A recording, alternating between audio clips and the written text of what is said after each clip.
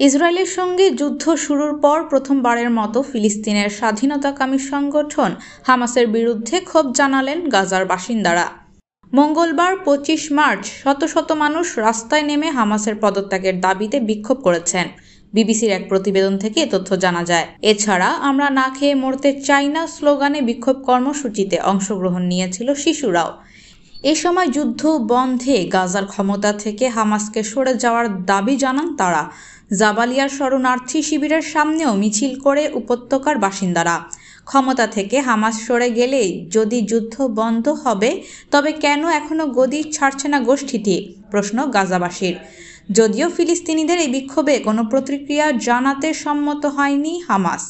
গাজাবাসী বলছেন, হামাসকে বলতে চাই আমরা ক্লান্ত, আর যুদ্ধ চাই না। এই যুদ্ধে আমরা পঙ্গু হয়ে যাচ্ছি। মানুষের থাকার জায়গা নেই, পরিবারের জন্য খাবার নেই। এ সময় যুদ্ধ বন্ধের আহ্বানও জানান তারা।